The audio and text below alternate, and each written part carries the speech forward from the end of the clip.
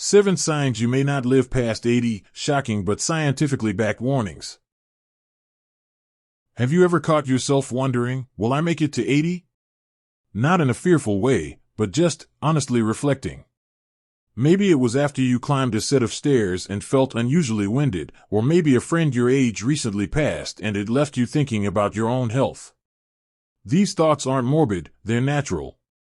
Especially as we age, it's only human to become more aware of time, of our bodies, and of how we're really doing beneath the surface. Now, here's something not everyone tells you: living a long life isn't just about genetics or luck. It often comes down to habits, warning signs, and choices that we either pay attention to or ignore. And sometimes, the body whispers before it starts to shout. In this video, we're going to talk about something deeply important, but often overlooked: 7 warning signs that you may not live past 80. These signs aren't meant to scare you. They're meant to empower you.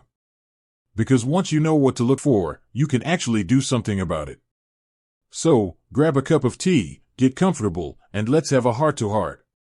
Let's start with one of the biggest, but most sneaky, signs of all: you're feeling chronically tired, even after a full night's sleep. I'm not talking about the kind of tired you feel after a busy day. I mean that bone-deep fatigue that seems to linger no matter what you do. Maybe you wake up feeling like you haven't slept at all, or you hit a wall halfway through the day and just can't push through like you used to. Now, we often chalk this up to getting older, but chronic fatigue can actually be a red flag. It could mean your heart isn't pumping blood as efficiently as it should, or your lungs aren't delivering enough oxygen to your cells. Sometimes, it's tied to hidden issues like sleep apnea, which many older adults don't even know they have. Or it could be a sign of early-stage diabetes, thyroid problems, or nutrient deficiencies like low iron or B12. If this sounds familiar, don't ignore it. Talk to your doctor, yes, but also start paying attention to what you're eating, how often you move your body, and whether stress might be wearing you down more than you realize. Your energy is like a bank account. And if it's constantly overdrawn, it's a sign that something deeper needs attention. Now, let's talk about something that might seem unrelated at first glance, but is actually a powerful predictor of longevity: your walking speed. I know, it sounds almost silly, right? But there's solid science behind this. Studies have shown that people over 60 who walk very slowly, even without any specific illness, tend to have higher mortality rates over the next decade. Think about it like this: your walking speed is kind of like a snapshot of your overall vitality. It reflects your muscle strength, your balance, your heart and lung function, and even your cognitive health. If you've noticed that your pace has slowed down quite a bit, or if you find yourself avoiding longer walks because they feel harder than they used to, that's worth paying attention to. The good news is, you can improve this. Gentle strength training a few times a week, even just using resistance bands or light dumbbells, can work wonders. Walking more regularly, even in short bursts, helps too. And don't underestimate balance exercises. Standing on one foot while brushing your teeth, or doing a few simple leg lifts while holding the kitchen counter, can gradually rebuild that stability and confidence.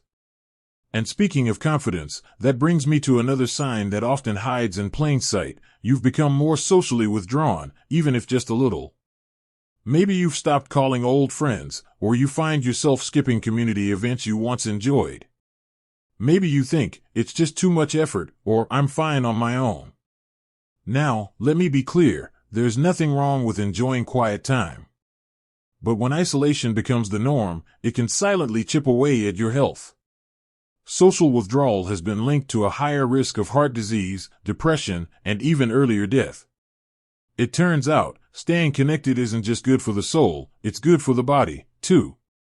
It doesn't have to be big or overwhelming. A weekly phone call with a friend. A monthly book club or walking group. Even saying hello to a neighbor while getting the mail can help rekindle that human connection.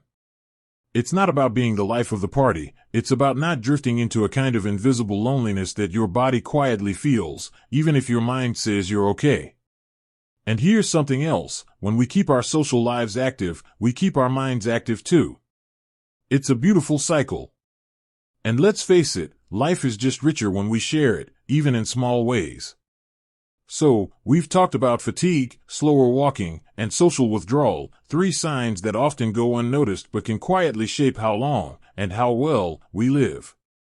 But there are still more to uncover, and some of them may surprise you. Now, when we think about signs of declining health, we often focus on physical changes.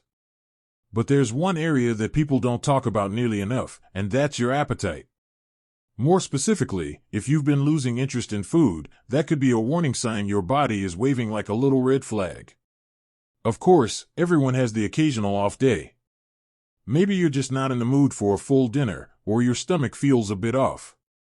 That's normal. But when a lack of appetite becomes a pattern, when you find yourself skipping meals, eating far less than usual, or feeling indifferent about food altogether, that's when it's time to pay attention. You see, your appetite is more than just hunger. It's a signal that your metabolism is working, that your digestive system is active, and that your brain and body are in sync.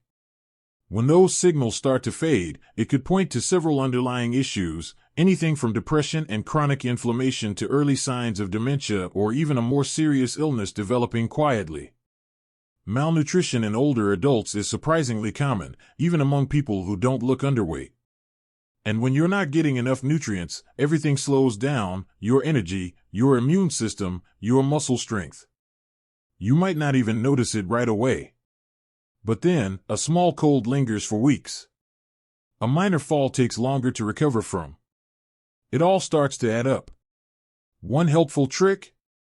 Keep track of your meals for a few days, not to count calories, but to notice patterns. Are you avoiding certain foods because they're hard to chew? Are you skipping breakfast more often?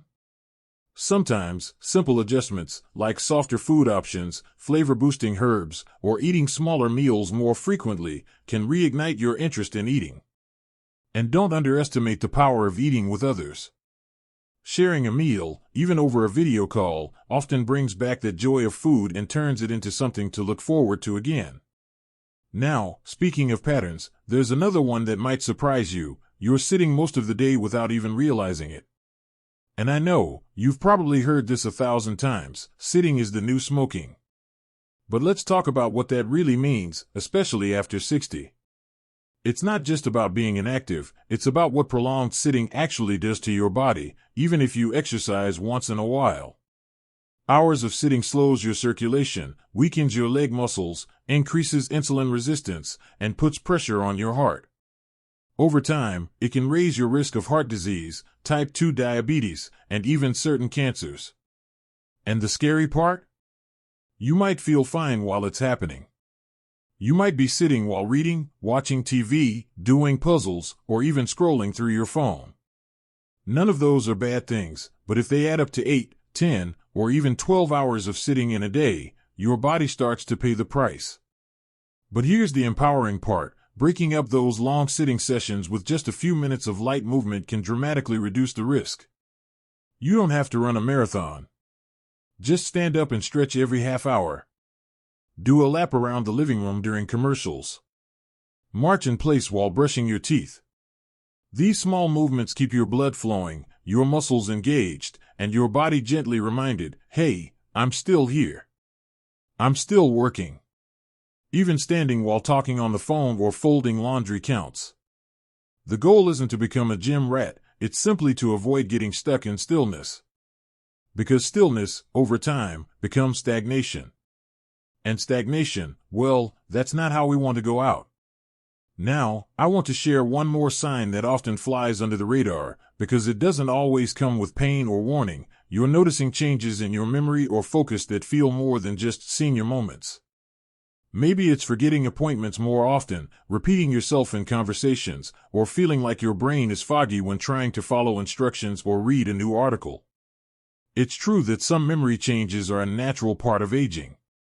But when those lapses start interfering with your daily life, it might be more than age. It could be a warning sign of cognitive decline, and possibly the early stages of dementia. Now, here's the hopeful truth. The brain, like your muscles, can be trained and strengthened. But it needs variety, challenge, and stimulation. Watching TV or doing the same crossword every day won't cut it. Instead, try mixing things up, learn a new skill, like painting or cooking a new recipe. Switch hands when brushing your hair. Take a different walking route than usual. Even having thoughtful conversations, reading aloud, or doing puzzles with friends can light up different areas of your brain. Nutrition plays a role here too. Omega-3 fatty acids, found in foods like salmon, walnuts, and flax seeds, are fantastic for brain health. So are leafy greens, berries, and even a little dark chocolate now and then. Yes, you heard that right, dark chocolate might actually help your memory. Isn't that a sweet little bonus? And let's not forget the power of sleep. If you're tossing and turning or waking up multiple times a night, your brain isn't getting the rest it needs to sort, clean, and restore itself. Good sleep hygiene, like turning off screens an hour before bed and keeping a regular bedtime, can help bring some clarity back to your mornings. So if you've been brushing off those little memory slips or feeling like your mental sharpness isn't what it used to be, don't panic, but don't ignore it either. You're not powerless. In fact, you're more capable than you think of turning things around, one small habit at a time. Now, there's one more sign that's deeply connected to everything we've talked about so far, but it often shows up quietly, without much fanfare. And that's when you start to feel like you don't have a sense of purpose anymore.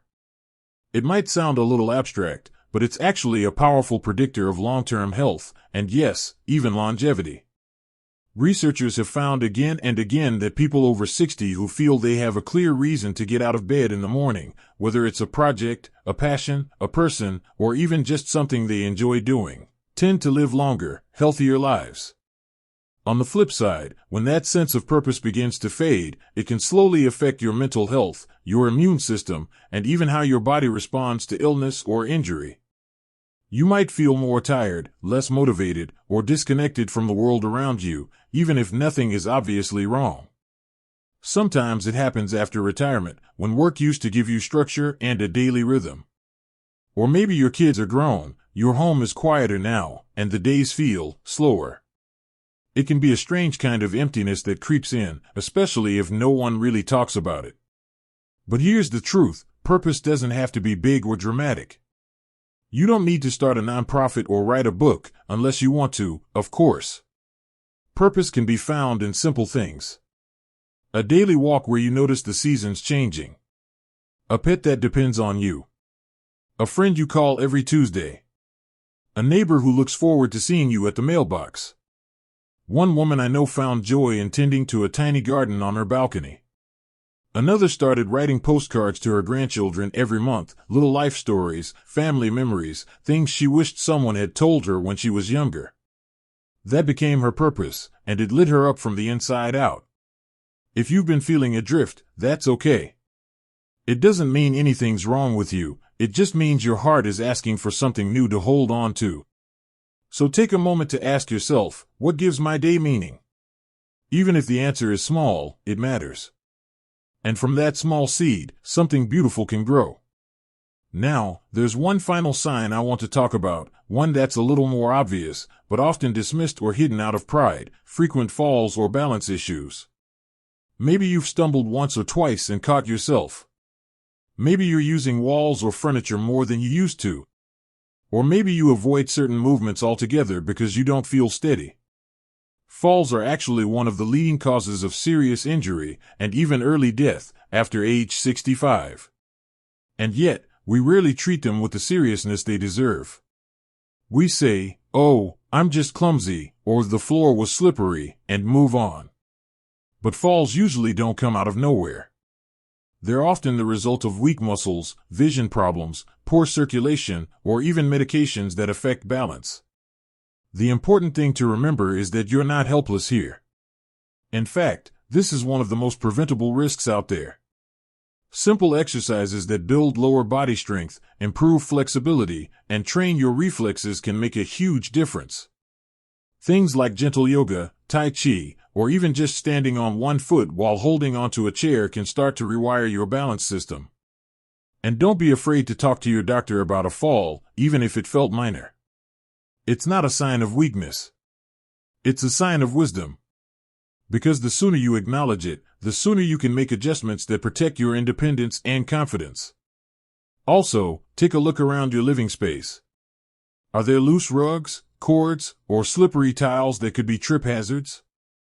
Are you trying to reach things on high shelves or climb stairs in dim lighting? Sometimes just a few thoughtful changes in your environment can lower your risk dramatically. So, let's take a breath and reflect for a moment. We've covered a lot together: chronic fatigue, slower walking, social withdrawal, loss of appetite, too much sitting, memory changes, fading purpose, and now, balance issues. These signs aren't meant to scare you. They're meant to remind you that you still have power. Power to take small steps today that lead to a better tomorrow. Because here's the thing, longevity isn't about chasing numbers, it's about living fully. Living with energy. With clarity. With connection. With intention. And that's still possible, no matter your age. It's never too late to tune back into your body. To reach out to someone. To stand up and move, even if it's just for 5 minutes.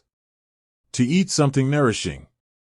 To get outside and feel the sun on your face. To laugh. To learn. To love. All of that is still on the table. And if any of these signs felt familiar to you today, don't panic, take it as a gentle nudge. You're not behind. You're not broken. You're simply being invited to care for yourself more deeply. And that, in itself, is a beautiful thing. Now, I'd love to hear from you. Have you noticed any of these signs in yourself or in someone you care about?